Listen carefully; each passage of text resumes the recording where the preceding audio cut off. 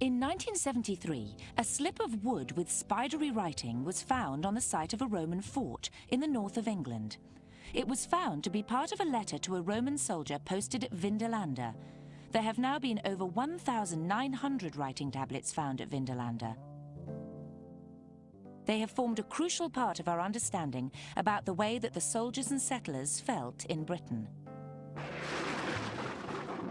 I've sent you some pairs of socks from Satua, 2 pairs of sandals and 2 pairs of underpants. 2 pairs of sandals. I think that most Romans would have been pretty dispirited by life in Britain, and it was cold and wet. Even if they came from Gaul, it must still have been colder and wetter. We often say that the Romans invaded Britain, the Romans occupied Britain. And that's true, but only up to a point. They certainly didn't all come from Italy, let alone Rome.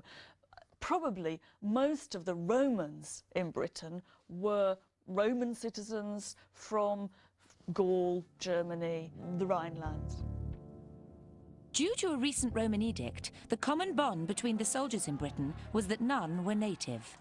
This meant that most of the occupying troops and their families were experiencing British life for the first time, and it seems clear that some did not think too highly of the Brittunculi, a scornful term found on one of the Vindolanda tablets to describe the wretched natives. The evidence shows that troops did try to forget their bleak surroundings by introducing aspects of life, such as amphitheatres, from sunnier climes of the empire. We see bath buildings, there are amphitheatres for the troops, and if you look at the sort of imports of luxury goods and foodstuffs coming into Britain, you'll find that quite a lot of those sort of nice little Mediterranean delicacies are streaming into the Port of London. An example of the emphasis on continuing social activities is found in the writings at Vindolanda.